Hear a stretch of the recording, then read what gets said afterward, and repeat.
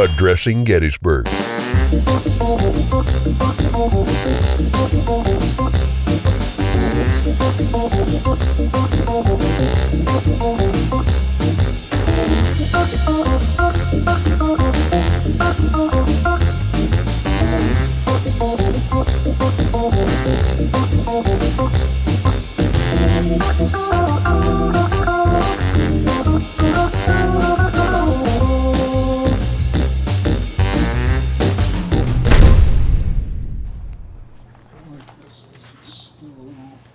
Oh yeah, there you go, good. Okay.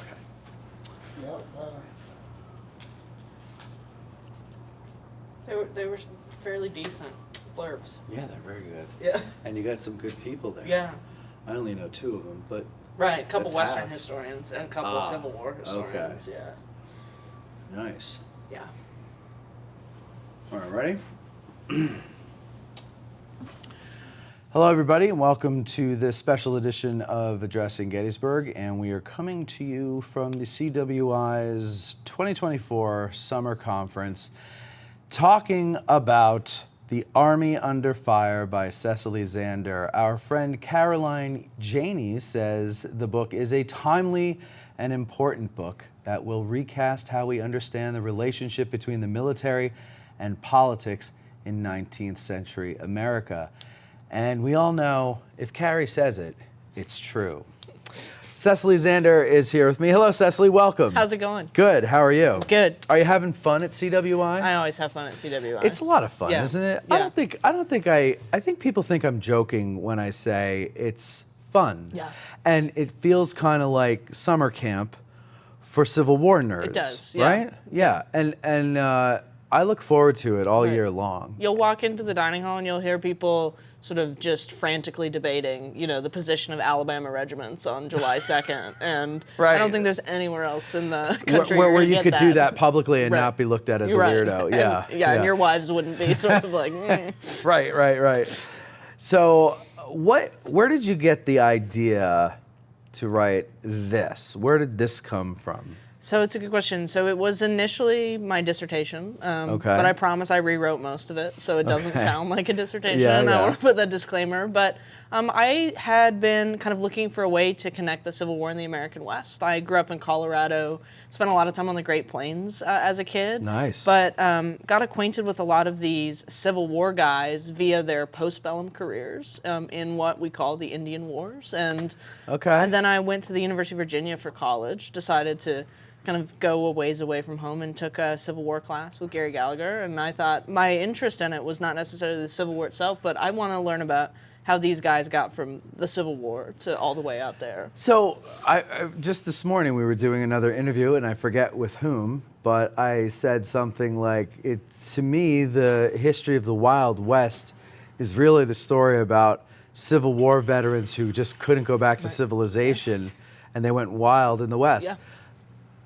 I don't really know where I got that from, except Probably for Jesse James. Dances with Wolves. Well, that's what he said. Yeah. He And said Dances with Wolves. There's one called Seraphim Falls, which nobody has seen, with Liam Neeson and Pierce Brosnan. I where just watched that. Yeah, they're like Union and Confederate veterans Yes, chasing each other yes. across Utah or something. Yeah. And that was actually pretty good, that movie. It's not bad. It's really not. It's not bad. The ending kind of... Yeah, well, it's all reconciliation. Yeah, They're yeah. just like, hugs. Let's Yeah, go. yeah. Like you spent the whole movie trying to kill Right. it. Well, I don't want to give it away. You're right, but they get married in and, the end. Shane, he features, veteran. I mean, there's all these Westerns. I was once at a conference and someone stood up, thought they'd made this sort of brilliant point. There's no great movies about Reconstruction. And someone kind of in the back goes, well, they're all Westerns. Yeah, exactly. It's like, but it's true. Well, The Outlaw Josie Wales Yeah. is another one. I mean, there's so many of them. Not really about Reconstruction, but in a way, The Searchers. John Wayne's character is a Confederate veteran Right. after the war, comes home And to even a Texas, lot of which those- looks like yeah. Monument Valley. Yeah. That's what I live there. That's what I see out Monument the window. Valley, Texas? Yeah. Dallas, actually. Yeah. Looks like Monument Exactly. Valley. Yeah. But but for some reason, I'm kind of slow on the take sometimes with certain things, and if it's not like right there in my face, and it's like subtle, or if it's implied, it doesn't compute with me for about 30 years. And so it finally computed with me that Westerns, which I love, are really stories of the aftermath of the Civil War, just not where the Civil War was fought necessarily. Right. And so you're a Western historian. Yeah, I think so. I'm sort of I mix the two. My next book is going to be about Lincoln and the West. So I'm really trying to do a mashup of these genres. Is there a particular era of Western history that fascinates you the most? It's the kind of Civil War era, what historian Elliot West has called Greater Reconstruction. So he kind of says that the period that really decides the fate of the West and shapes its kind of course is the period from the end of the war with Mexico, which we always talk about as the beginning of maybe the Civil War era also, to the end of Reconstruction. But he might even stretch that into the 1880s and 1990s, the conclusion of the Apache Wars, and maybe even up to Wounded Knee. But it's this kind of the middle 19th century when the West really changes. You think of it from, like, say, like the Mexican War on until the end of the 19th century. It is a bloody several decades there.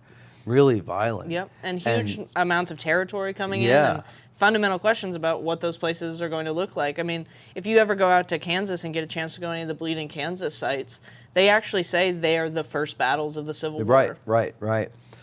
So that's not what this book is about, though. No, but it was sort of, I was looking for ways to kind of combine those things, and one thing that the two have in common is the regular professional army of the United States, which was essentially the country's main force for expanding the frontier. This is what the army usually does. It doesn't actually typically fight pitched battles and wars like we see in the Civil War, or to some extent in the war with Mexico. It goes out west, it surveys territory, and so on. And so I thought one way that I could see if there are relationship between the two is to follow an institution or a group that really linked them together. And I ended up finding out that regardless of what the regular army was doing in the 19th century, Republicans really, really didn't like them. And so I ended up with this story of antimilitarism. So, Lara, let's get into that. So we're basing this off of Chapter 3. And what is it called? The War Within the Republican Party? Something. Well, let's see. Yeah. Let's look here. That's good. What did I call it? The Republican War Within the War. Yeah. That's what it's called. All right. Right That's there not bad. in this book. And, it's pretty good, but yeah. And so first, let's start with the regular army. Sure. There's 16,000 or so of them at the start of the war. And they're all over. They're spread all over the place. Yeah. A lot of them in the Southwest. Huge numbers of them in Texas, New Mexico, Arizona. Quite a few in California. Right. The Great Plains, not so much. They'll go there after the war. Right. So they're not all together, sitting in Washington waiting for a civil war. Right. They're doing stuff. Yeah. Based on previous wars and other things. Okay, so 16,000, not a lot. How many of them resign to go with the South? There's about 1,000 officers, and they're the only ones that get to make a choice. If you're an enlisted man in the ranks, when you get pulled back to Washington, you're going to Washington. Doesn't matter if you're a Southerner. Interesting. The officers get a choice because they have a commission. Okay. About 300. So about 300 of the 1,000 officers. So 30% go. Even to the though South. Southerners may have been about 40 to 45% of the officer corps. So that is your percentage of Southern born, and we're including like border states in that, maybe slaveholding states, who stay loyal. And like George Thomas is our most famous example of this, right? A Virginian who stays loyal to the Union. Winfield Scott as well. And the Republicans don't trust the regular army, or what's the problem? What's their big beef? Well, the fact that 300 of them decide to commit treason against the federal government is a big issue. Got it. They don't love that vibe. But they also don't like what the Army had been doing in the West, which they think is essentially helping to expand slavery. Because you have to remember, before the war, the presidents of the United States are pro-slavery presidents, and Jefferson Davis, who's a big Civil War name, is actually Secretary of War for most of the 1850s. And he's doing some really interesting things in deploying the Army quite strategically to help pave the way for slavery to move into the West. So this is the great contest that gives us Bleeding Kansas, for example. And so the Republican Party comes about. They form, in essence, as an anti-slavery party, but really what they are opposed to is the expansion of slavery into the West. and they view the Army as the chief agent of that expansion. Got it. And so when they become the majority party in the Civil War and for most of Reconstruction, they carry into the conflict this suspicion, this loathing of the regular Army for the part it played in helping slavery expand. It is compounded when 300 or so officers resign to fight a war against the federal government, and it makes the other 600 or so who stay suspicious by association. Okay. So they, what was I going? I forgot where I was going with this here. Oh, so yeah. Now there's a war coming. There's civil war coming, and not only do they not like and not trust the regular Army, but they also don't want to expand it. Yeah, exactly.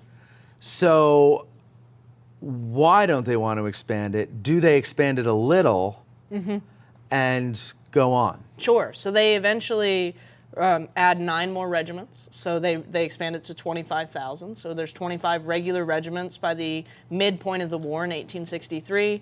Now, is this Congress doing this, or is this Lincoln doing it? It's Congress. Okay. Because they set the budget. So Lincoln can ask them, and Lincoln actually did ask them to expand the regular Army by a few dozen regiments. Congress was like, absolutely, we're not doing that. We're going to, if we're funding this war, we would much prefer to pay for citizen soldiers, for volunteers. And they're hearkening back here, of course, to the tradition of the American Revolution, the Minuteman, the citizen like George Washington, who picks up his musket when his country calls, and as soon as the war is over, will lay down that musket and return to the pursuits of peace. So literally trading swords for plowshares. Right. This is the kind of soldier the Republican Party wants to recruit.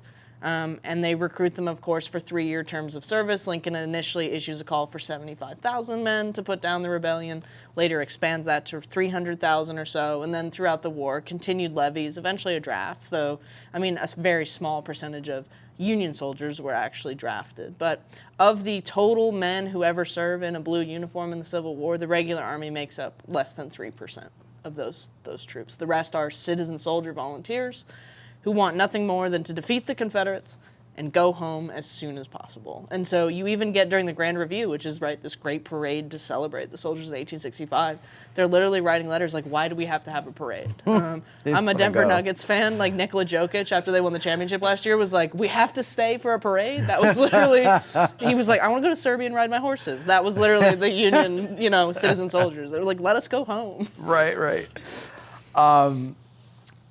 They want the citizen soldiers, and they also want to make sure that the government provides some goodies for them, for their service, takes care of them. Pensions, yeah, exactly. Yeah, like that's what I was going to say. In what way? Pensions. What else? Pensions. For amputees or those who are wounded, sort of medical care for the remainder of their lives, sort of limbs or replacement limbs for amputees. But the main thing is pensions, and pensions, for families of those who are lost in the war. Pensions become the single largest line item in the federal budget by the turn of the 20th century. I mean, they are spending more than half of federal dollars being spent, even in 1900, 1905, are on Civil War pensions and nothing else. We still pay, I believe, at last I checked, 2 Civil War pensions the federal government is still paying of children of Civil War veterans who were born in like the 1920s, 1930s. No kidding. I don't want to get too into how that would have come about. Their fathers would have been quite old. Oh, they were old men with young wives. Yeah, exactly. Yeah, sure. So, but the Republicans are very invested in this, and you start to get men like John Logan making their way into Congress after the war. You have the Dan Sickleses. They make their way. They themselves are citizen soldiers, citizen officers, and their sort of main thing is my constituents are the men who fought under me. My constituents are the citizen soldiers that I led in these battles. I'm going to do all I can to help them. And those volunteer officers, and we get it out here on the battlefield at Gettysburg, right? Yeah. George Meade is a regular Army officer. Dan Sickles is a volunteer officer. Do George Meade and Dan Sickles see eye to eye? No, right? they don't. So you get this, they carry this animosity as well because volunteer officers have a perception that regular officers have this like private little club that nobody else is in, and they're going to promote other West Point guys above the volunteer officers regardless of the skill, regardless of ability. And John Logan is really upset about that when Sherman promotes some regular Army guys over him out in the West. You get the same thing in the Army of the Potomac. There's these regular Army West Point loyalties that the volunteer officers really resent, and they kind of intend after the war to make the regular Army pay for it by diverting money that might otherwise be spent on the Army, which they reduce year over year in terms of its budget, in terms of its manpower, and they send that money to volunteer pensions, and the GAR and these other volunteer veteran clubs essentially become huge Republican voting blocs for like 2 decades after the war. So, back to during the war, the Republicans in Congress, or is it bipartisan? The creation of the Joint Committee on the what is it called? Conduct of the war. Right. Yeah. Is that the Republicans that bring that about, or do they have Democrat support on that? They have Democrats who they can trust. So Andrew Johnson's on there, right, which at that point he's viewed as a fairly trustworthy Right. Democrat. He hadn't shown his true colors, but it's the radical Republicans. It's really the kind of what we call the radical wing of the party, who were not simply sort of anti-slave expansion, but anti-slavery and even pro sort of black civil rights, black voting. So they were the radical wing, but they had tremendous influence.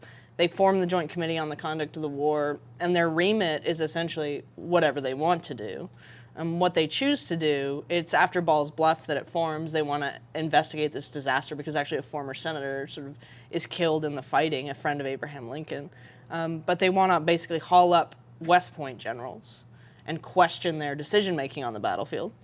None of these Joint Committee guys have any military experience, but they have plenty of animosity for the Army. So they will ask them to, sort of in granular detail, justify why they made certain decisions. And so, like here at Gettysburg, Meade gets pretty heavily grilled. Why didn't you give pursuit to Lee? I mean, Meade has to answer this question for the rest of his life, right? This is not unique. But this is like immediately afterward in the kind of heat of things. But at first he's not even asked. There are other people testifying against him, and he's not even aware of it. He hears about it like secondhand. Right, which is... And doesn't he request, hey, would you like to talk to me? Yeah, and they're like, I guess. Yeah, I guess, all right, fine. Yeah. If you're in town, come on by. Yeah, it's like, if you're not busy running the Army, you can come on down. Come speak to us. Right. So then he comes and they question him. How long is he there for? A day. I mean, just usually, a day. Yeah, but he's asked back. They get to, like, McClellan has to go in front of them a few,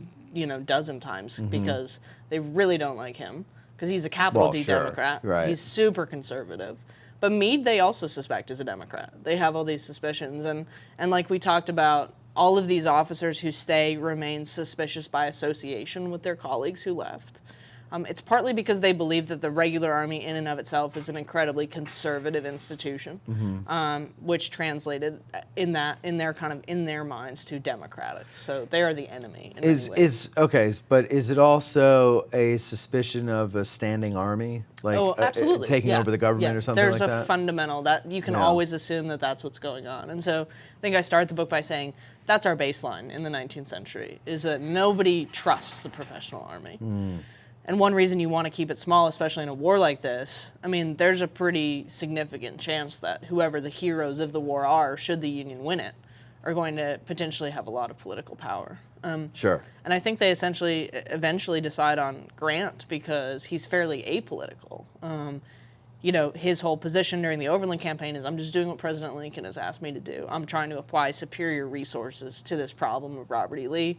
I'm trying to force the Confederates into a situation they can't get out of. But Grant says in his memoir, he'd never cast a vote when he was in an Army uniform because he didn't believe it was his position as a soldier. He had to be neutral because he had to serve Democrats, Republicans, Whigs, and what have you. I'm with Grant on that one, yeah.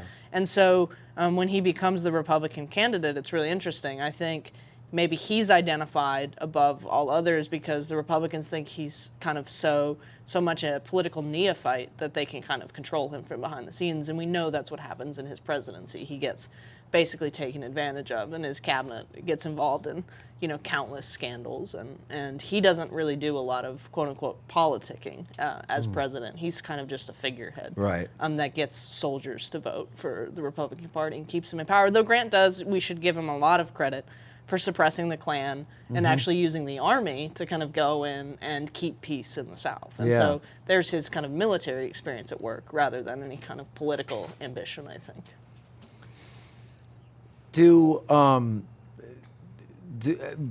I think we used the number 25,000 is what they would agree in to. In 1863, yeah. Right. by 1865, is it still 25,000? It is. Or at least on paper? Right, and then in 1866, they pass an army bill because they realize Reconstruction is going to be an issue, and they raise the army to 50,000. Okay. About 30,000 of those troops are just for Reconstruction service. Okay. The rest go back to the West, do what you were doing, previous. And now there's all these issues on the Great Plains they didn't have before because of events like Sand Creek. You have gold discovered in Montana during the war, which creates conflict between gold seekers and native peoples on the northern plains. So the Army has a mess out there, but they have Reconstruction. But as the Reconstruction work gradually tails off through the mid-1870s, those soldiers are not reallocated to the West. They're just cut from the Army altogether. So by 1876, they have a bill ready to be voted on to reduce the Army to 20,000 troops, and that's where it will stay until the Spanish-American War. Sand Creek was what, 66? 64. 64. Yeah. Okay. What am I thinking of?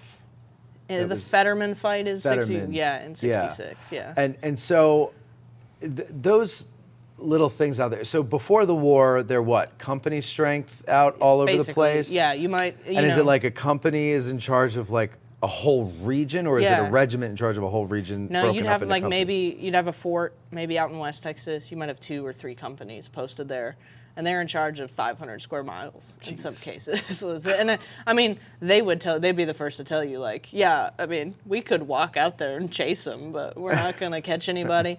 And year over year, a third of the Army deserts in the regular Army after the Civil War because they would just walk off. Yeah, right. It's like nobody's going after that guy. Right, yeah. It's like, okay. So, I mean, people had to go mad. Yeah, and half the Army after the Civil War, because I think there are so many native-born Americans who have enough experience in military life that they're like, absolutely pass. Like, the Army might have been an option before the war if you were very poor, had low skills, just wanted a way to perhaps get out west or a job for 5 years. You could get kind of into Army service. After the war, half of the Army are immigrants, like fresh off the boat. Like there's an Army recruiter there like, do you want a train ticket to Wyoming? No, it's beautiful, I promise. You'll love it. Do you speak English? Doesn't matter. Here's your uniform. Right, give them this. Yeah. So I mean, is it as immediate as it seems that like once the war is over, I'm oversimplifying it here, but like all eyes are going west, and like you mentioned, gold. Yeah. It's not just Montana. Right. I mean, it's Colorado, all over the place. California. Colorado. Yeah. You've got the Pacific Railroad Bill passes in 1862, which means that as soon as they have the kind of capacity as the federal government to start planning that, they're going to start building the Transcontinental Railroad. It's going to be completed in less than a decade, a remarkable engineering project. You also have the Homestead Act, which means, and written into the Homestead Act is a provision that it privileges veterans above all else. So you have all these veterans who are going to say, great, maybe it's too crowded back east because all these guys are suddenly, looking for jobs again. And Lincoln even says this in one of the last kind of speeches he ever gives. On the day he goes to Ford's Theater, he is speaking to Schuyler Colfax, the Speaker of the House. Colfax is about to go out west to California, and he's going to stop in Colorado and see the miners. And Lincoln says, here are some things I would like you to say to them. And so one of the last things Lincoln thinks about, sort of officially as President of the United States, is not Reconstruction, it's not the war, it is the West.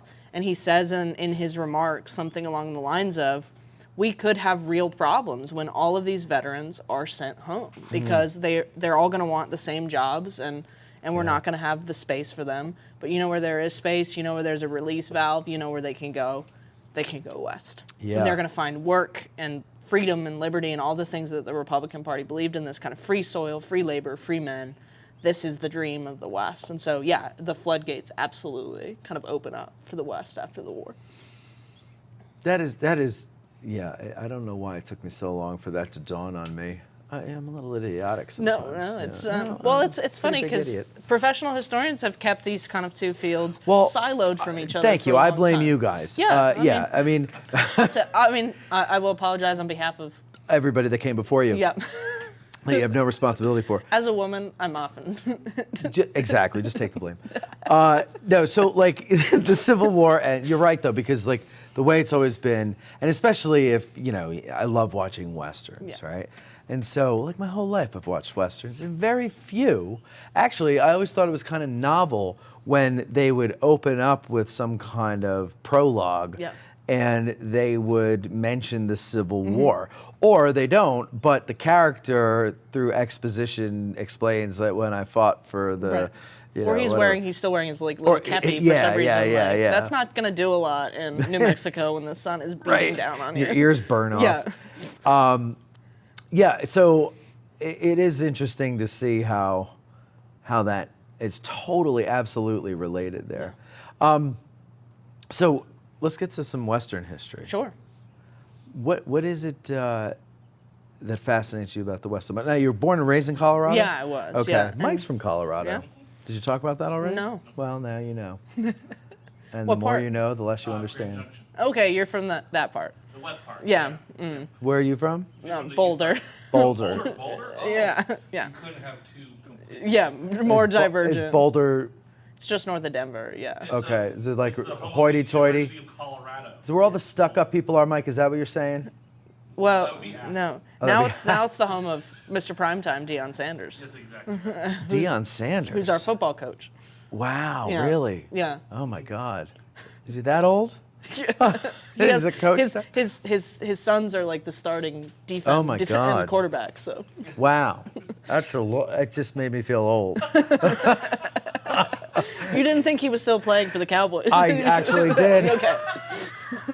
If you tell me Lawrence Taylor's no longer playing, I'm going to be pissed. Oh, Yeah. I'm sorry. So here you go. What? A good friend of mine, a Western historian named Andy Graybill, who blurbed my book, he texted me about LT once, and I said LaDainian Tomlinson, and he was like, no. And I was like, LT to me is LaDainian Tomlinson. Yeah, right. Oh, God. Every generation has a different LT. But Refrigerator Perry's still with the Bears, right? Sure. Sure. Yeah? Sure. Okay. Yeah. Some things never County change. rules. Yeah, please don't. All right, so Colorado, it's got very interesting Western history. I mean, history in general, but Western history. Did you ever watch the show Deadwood? Yeah, absolutely. All right, what do you think of Deadwood? I love it. Isn't it great? Yeah. Now, as a Western historian, I fully believe that was how they talked. yeah, I mean, they didn't use sea-sucker and the F word that way. Oh, I think they did. I don't.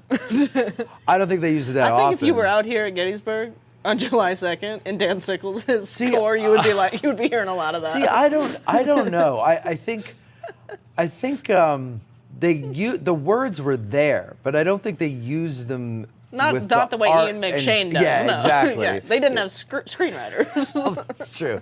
They didn't have David Milch writing it, and that he was a genius. But like, I think also at that time, like a swear word, which was just so offensive, would have been like hell or damn. Sure. In some ways. Well, I mean, maybe not in like a whorehouse, but like, you know, Right.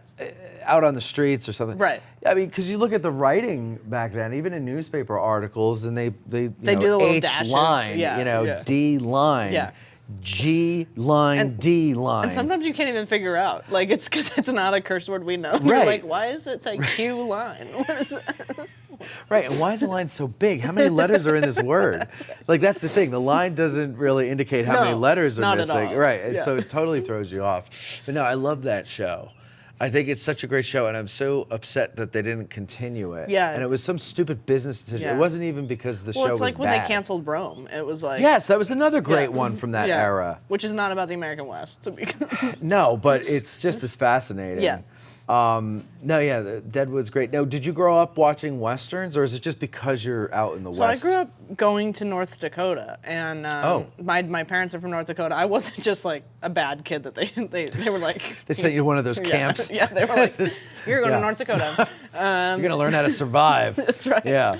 So my dad sort of grew up in Mandan, and that's where Fort Abraham Lincoln is. And this is the postbellum fort they built in 1872 to protect the Transcontinental Railroad workers who are building the Northern Pacific Line. Yeah. And George Custer is in the Sure. 7th Cavalry are sent there. They and leave that's- from there. They do. They don't come back. They don't come back.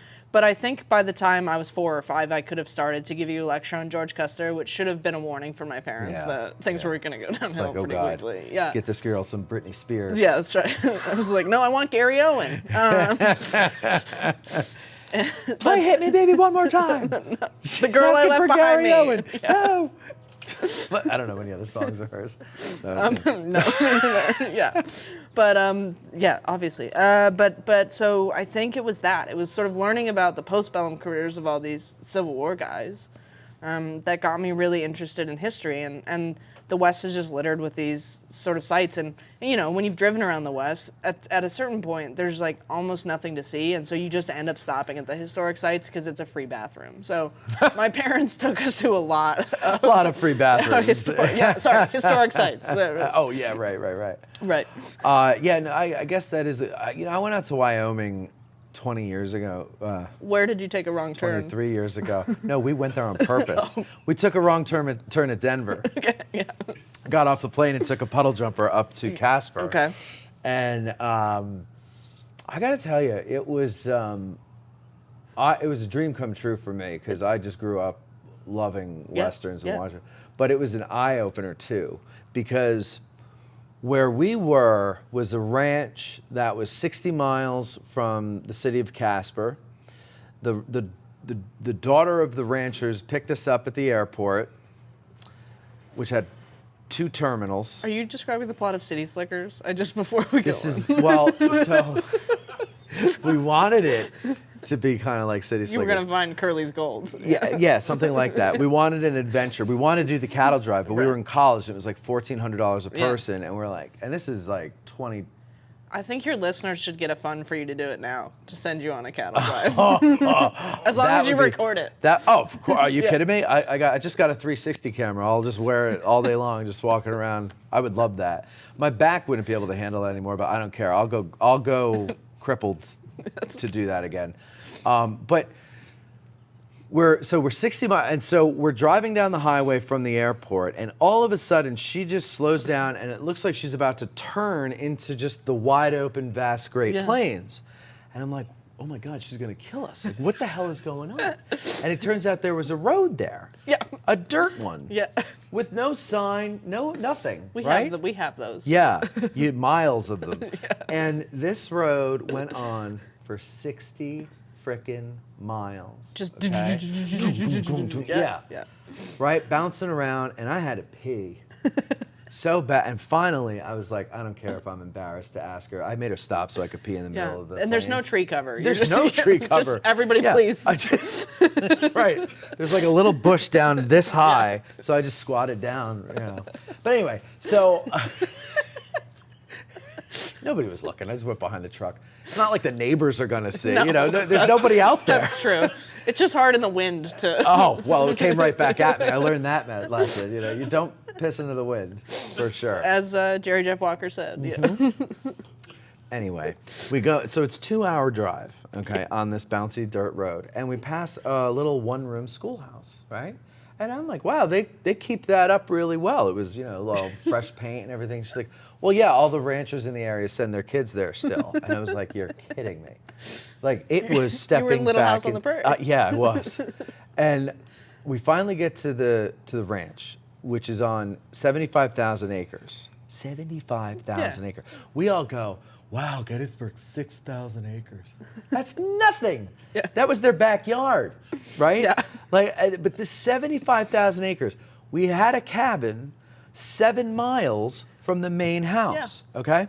Now, our cabin was a hunter's cabin, and it was the only thing we could afford as college kids, right? So they stocked it with food. There's a corral. They put your horses out there, and they're like, have fun. And it's called the Homestead, or it's the Buchanan Homestead. And there's the ruins of this little wooden cabin that the Buchanan family, whoever they were, built back in 1870, whatever, right? And I mean, there's barely anything left of it, but it is tiny. Yeah. And there is nothing in that area. And I'm like, what the hell brought these people here? Like, why would, here especially, right? Now, a mile off the front porch was an interstate. Why didn't she take you on the interstate? The interstate was the dirt road. I couldn't believe the first morning we got on the horses and we rode out because they told us there's still wagon wheel ruts in the interstate or in the road down there, right? And if you go along, you'll see rotted out pianos and other and like debris. Died of dysentery. It's yeah, it's Oregon Trail. It's where Matt lost an arm. Rattlesnake bite. So that's where my friend drowned in a river. Yeah, because he was on meager rations. Exactly. So we go down there, and we just knew there was a road, right? And so we're riding along, and we're looking to see what we can find. And then I look up ahead, and I'm like, I said, Pete, is that an interstate sign? And he looks up, he's like, what the hell is that doing here? I'm like, I have no idea. I want to say it's not 76, but it was some number. And we later found out that it goes up into Montana. Yeah. I just couldn't believe that is actually, like, they actually took the time and money to bring that sign out into the middle of the moon, basically, is where we were. Yeah. And put it in the ground. Yeah. Like, who the hell goes on this road? Do you guys ever talk to the Civil War Trails people? Oh, yeah, they're Yeah, I mean, responsive. we should send Drew Gruber out there with the sign. I would love to do that, yeah. Drew, we need to... Drew, go put a sign out here. Well, I don't think they weren't Civil War soldiers or Civil War era soldiers, but there was a canyon there where you could see graffiti on the canyon walls from Native Americans, our soldiers, and high school punks from the 1980s. Yeah. No, it was, but that was really neat, Yeah. seeing that, They right? climb, the sandstone is so soft, you can kind of... Well, yeah, and there's the overhangs, Yeah. and then you go in there. But if you continue, we didn't do this. If you continued up the canyon, it would have taken you to the hole in the wall, where Butch Cassidy and the Sundance Kid, on the other side of it, they had their hideout, and they actually would do day trips up there, but we were in college and we didn't have the money. But the West is like, if you're from the East, like, you can't, if you've never been there. And that's like William Tecumseh Sherman, if you read anything he writes after the war, he's like, no, literally, you do not understand how big it is. You don't. Like, You please, don't. get And you know it how they together. call it, like, Big Sky Yeah. Country? Yeah. Right? It really, I don't understand how that works. I think it's like, the why is the curvature, sky yes. bigger there? It's something about the curvature of the earth. I don't get, but it is. It's truly like you cross the border into Montana and you're like, oh, it's bigger. Everything is bigger. The Yeah. sky's bigger. The clouds are bigger. It's just amazing. It's beautiful out there. So I could see why you're interested in that. Yeah. But also there's the romance of the whole, Yeah. life on horseback. But they don't talk about, like, the saddle sores and the hemorrhoids Right. and all that Yeah. other stuff. Like, that's never in a Western. Yeah. What is your favorite Western? Oh, that's a good question. I was just thinking about, I really love kind of some of these that aren't quite Westerns. I've been sort of really enamored with the Long Riders. Yeah, that's a Recently, good one. Love that one. But it's sort of like They're all brothers the Civil War in connection. real life. Yeah, the Creeches and the Carradines and Yeah, the who? Quades, the Carradines. And No, what'd you say the first one? Creeches? Keaches. Keaches. The Creech brothers. That's right. Hey, They're- yep, come see the Lone correct. Riders with the Creech brothers. That's right. Yeah, no, Stacy and his what the other brother one? Julia Keach. That's right. See, we're good. Yeah. We should do a show together. Yeah, move out here. You can be my co-host. And I love Fort Apache. I show that in my classes one. for the Indian Wars. Yeah. And again, that's a really interesting one because you have the sort of Martinet regular Army guy, and then you have the cool, laid-back John Wayne volunteer guy. Yeah. And then all the drunk Irish because you have to have. Well, a you've got to number have of drunk Yeah. Irish. Yeah. Well, and that's what I love about those John Ford cavalry movies, except for the horse soldiers. Well, there is a drunk Irish sergeant, but it's not Victor Right. McLaughlin, Right. and it's not the same. I just like the Horse Soldiers because it's got William Holden in Yeah. it, and I could watch him for 3 hours. Well, or two I love how they hate Yeah. each other. Yeah. The fight they get into, and I mean, it's just such. I love those movies. There's a great one called Escape from Fort Bravo, which almost no one has seen. It's set during the Civil War. The Union has a POW camp that they're maintaining in Arizona. Stay with me. There are Confederate POWs out there. Okay. And they hate each other. Sure. And the main Confederate ringleader who's in prison and the Union guy, William Holden, they're in love with the same woman who's the Baroness from The Sound of Music. The one he doesn't marry. Because he's in love with the nun. Anyway. No idea what you're talking about. Might as well start making sports analogies. The Sound of Music? Musicals You don't do and- musicals? Sorry, I don't do musicals, and I don't care about sports. Okay. So I don't know what the hell you're talking about. Well, they hate each other until they're attacked by Indians. Well, and then, naturally. And then they're like, oh, actually, we hate them more. So they band together. Right, but it's a right. perfect metaphor for 19th century history. It's like Sure. they hate each other until they find someone they hate more than... But isn't that true, Yeah, though? yeah. Yeah.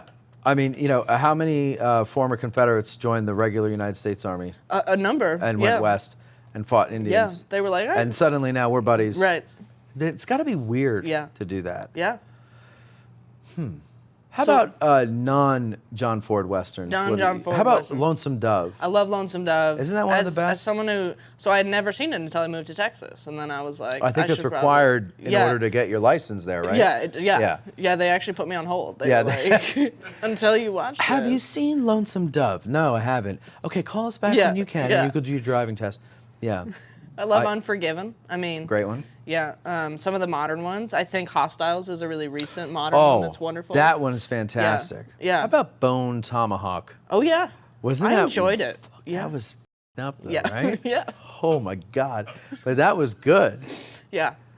Like, 310 the remake of 310 to Yuma is pretty good. yep, I like that one too. Christian Bale's Yeah. very good, Yeah. and the other guy. Russell Crowe. That's it. Yeah. He's also good. Yeah. And the bad guy, the right hand man who rescues Oliver Hawke, or what's his name? Christian Crowe. What's his name? Russell Crowe. Yeah. Sorry, it's been a long weekend. Oliver Hawke. You know, the famous Oliver Hawke. That'll be my name if I ever make a I had movie. another one. It was there's a really great recent Amazon Prime series called The Englishman. Or The English, it's called. It's I haven't based on a started book called that The yet. Englishman. Yeah, it's is it great. good? Yeah, and if you like John Krasinski's wife, Emily Blunt. I don't really know her. Yeah, she's great. Is she? Yeah, Is she the English? she is. Yes. I didn't like The Quick and the Dead. I assigned that to some of my students, and they Really? also agree. They agree with you. Yeah. It feels fake.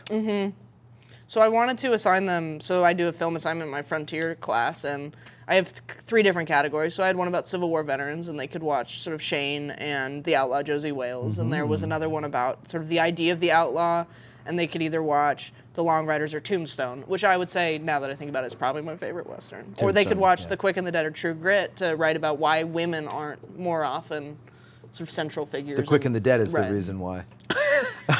It ruined it. For It ruined everybody. it. Well, why? Are we done? Are we interrupting your phone call? Is the class ready to continue? I'm just kidding.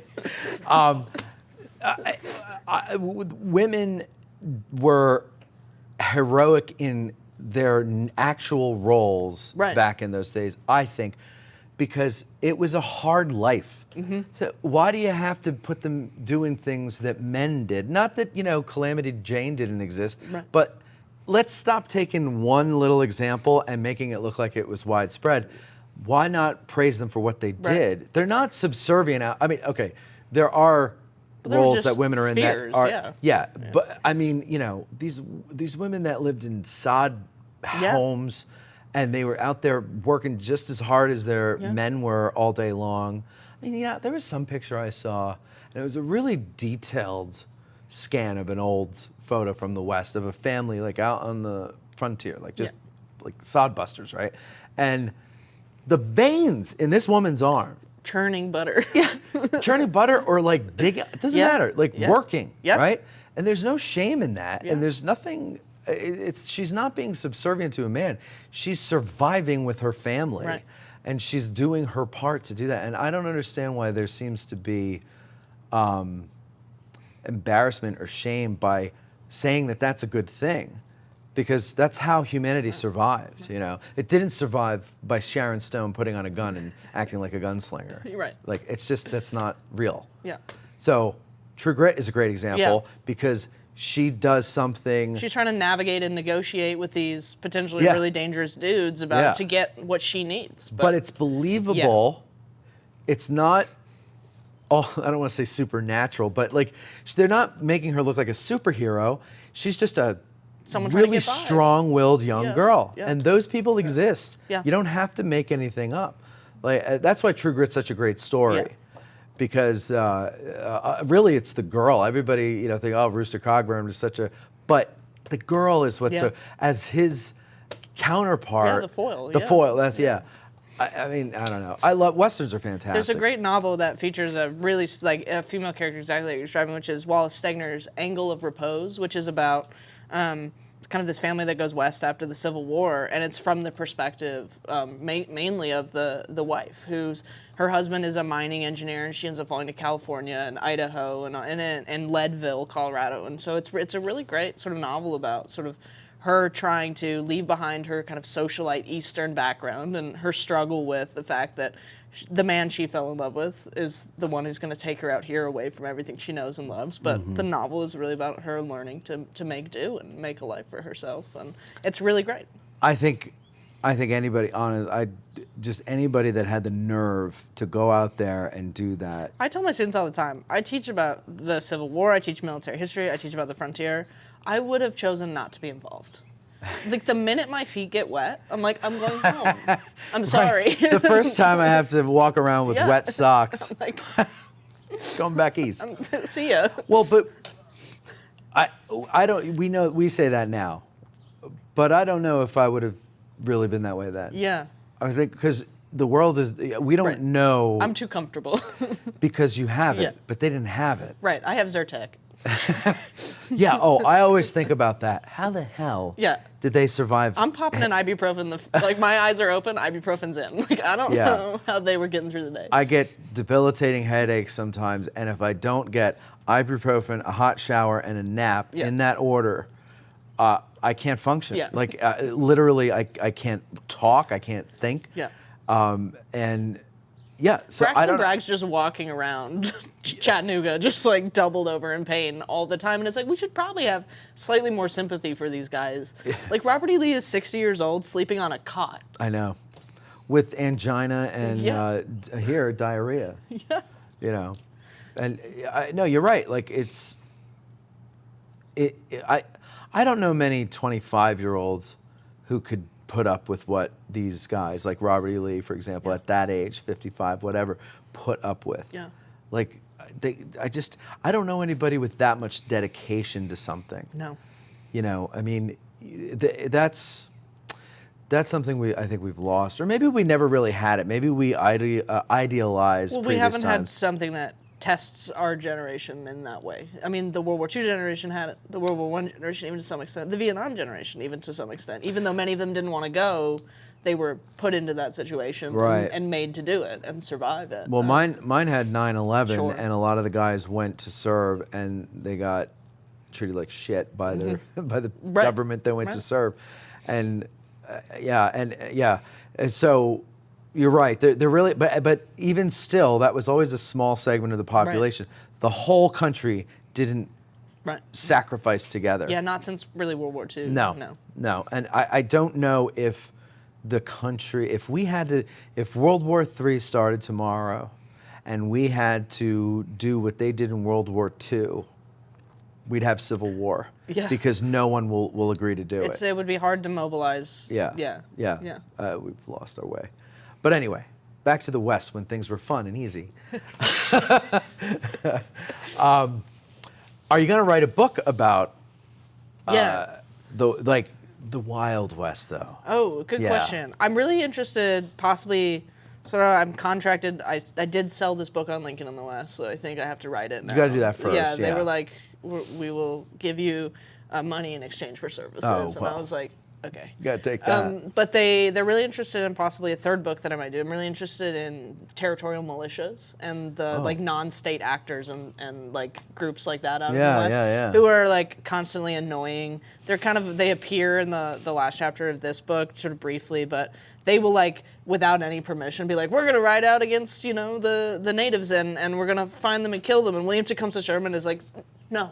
Please stay home. Right, because I don't want to pay we have for to you. clean up. You're gonna make it worse. Yeah. There's nobody out there. I looked, and you're making it up. You're just afraid. Please stay home.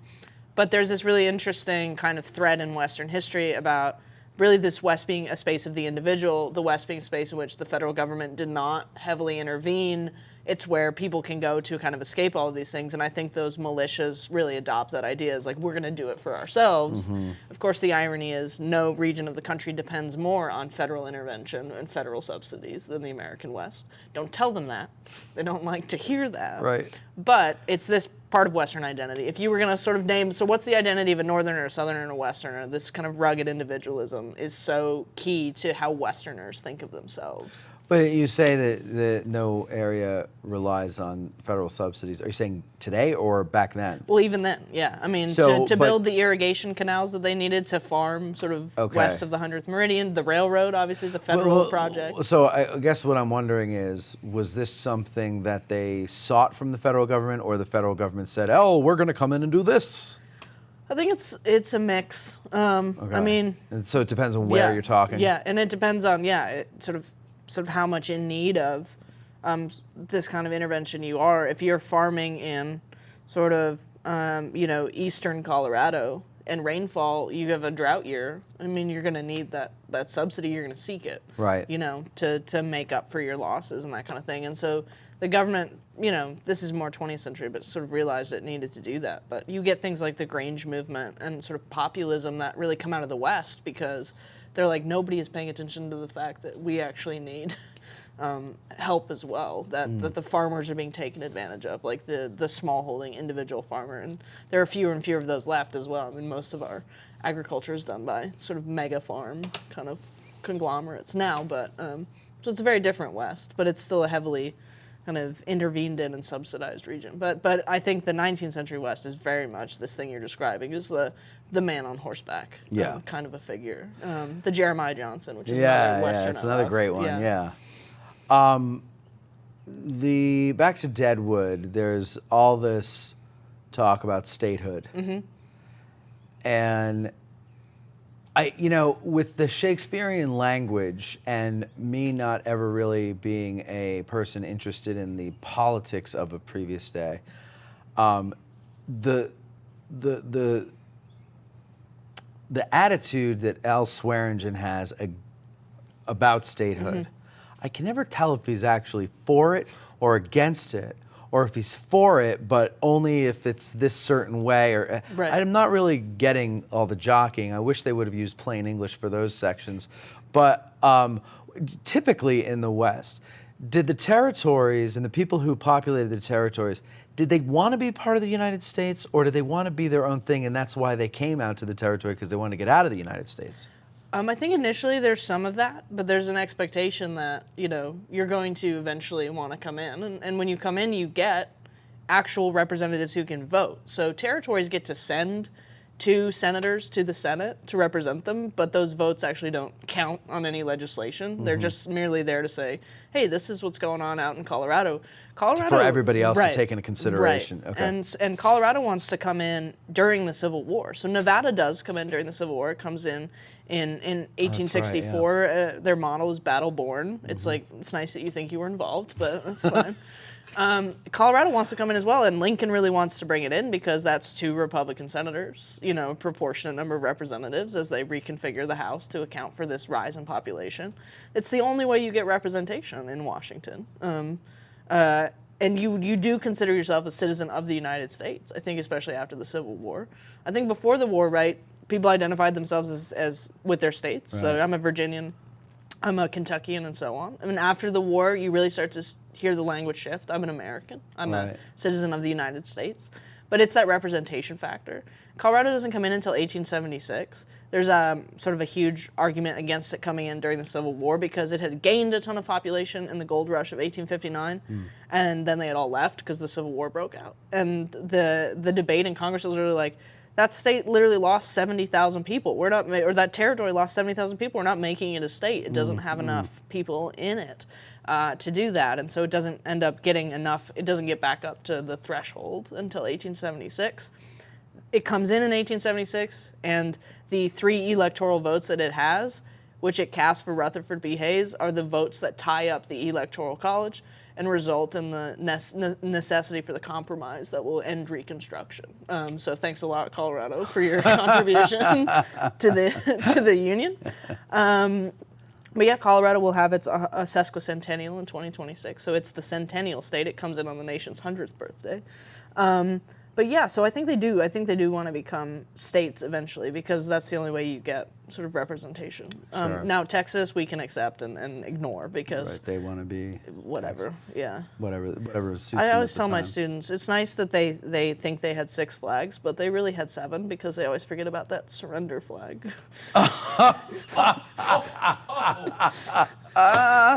That's funny. I thought you were talking about theme parks.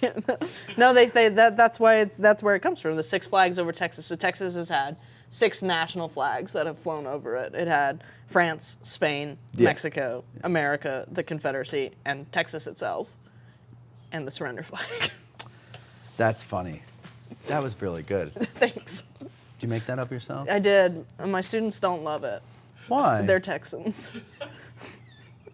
Everybody needs to lighten up, okay? We're all Americans. God. They really scared me because in Texas, they have to take Texas history 3 or 4 times before they even graduate high school. Wow. And I was teaching the Spanish conquest, like the conquistadors and Yeah. stuff. And it's so drilled into them. I asked them, why did the conquistadors come to the New World? And in unison, without even thinking, and they didn't all go to the same high schools or even elementary schools, whatever, they go, God, gold, glory. And I was like, what is all that? What does that mean? that apparently All that right, is so the, God, so they're coming to to convert, spread right, Christianity. gold. Yeah. That's obvious. Glory. Yeah. To What become an abstract thing, glory. Yeah, though. well, welcome to I Texas. mean, yeah, okay. Have they gotten any of that? But they chanted it at me in unison, and I was like, Wow. what is happening? I've In always- Colorado, we just practiced like panning for gold, and they were like, "That's your state's history." Any more questions? And we were like, "I found some." Are you this funny in class when you teach? I think so. I hope so. Yeah. Yeah, I think your students like I you. try to be. I had to be really serious in my lecture here at the CWI Why? because Dr. Carmichael gave me a sort of the Dakota War, which is a fairly serious topic. But next year, I'm hoping he just wants me to do an hour of stand-up on Braxton Bragg. Be happy to. Well, yeah, I think you should. I mean, don't ever. And his eyebrow. Braggs or Carmichael's? Brags. Dr. Carmichael's very sensitive about it. I love Carmichael. We have him on the show, and we just rip him apart, and he takes it. I love him. You're going to have to ask him why he goes to State College to get his hair cut. Yeah. Why is that? Don't know. I mean, I lived in State College for half a decade, and I don't... what's so great about the barbers out there? I never found a good one. Hey, if you want a good cheesesteak, go to Philly. But if you want a good haircut, go to Happy Valley. Penn State's your best bet. Yeah. Wow. Yeah, I don't get that. But listen, at least he has hair to cut. Right. Okay, I just shave so that you don't see just how bald I am, which is kind of ironic. I'm removing it all to hide baldness. But yeah, listen, in fact, I was sitting having dinner with him and his wife Beth last night, and Beth and I were making fun of him as he was talking to someone else. And but I said, the guy does have good hair, though. Yeah. And she's like, he's got great hair. And I go, he's 68 years old, and he's got a fantastic head of hair. And I mean, he does. He's got great hair. Good for him. Yeah. Good for him. Depressed me now. I'm sorry. On that note. Cecily, on that note, get out of here. No, really, good luck with the book. Thanks. And I hope you get to... What's your dream book? I always do this where I act like I'm ending it, and then I have one more question. I don't know. I don't think I've thought of it yet. Okay. Yeah. Do one on Billy the Kid. Yeah. I'm reading one about, the brushy Bill Roberts, Billy the Kid story, right? Yeah. I'm reading one about that now. Have you read T.J. Styles' book about Jesse James? No. I think it won the Pulitzer. I've only recently started reading books that don't have to do with Gettysburg Yeah. because I can't read books that have to do with Gettysburg anymore because I don't retain anything. So I have You're to full. cleanse the palate. Yeah. Yeah. And so, which is great because the guide exam is at the end of the year. I'm not going to pass it. I'll take it. But beside the point. Well, you have to if you ever want to set foot on the battlefield again. Well, I needed a permit now, so I'm not going to. I'm not worried about that. I'm just looking to other battles.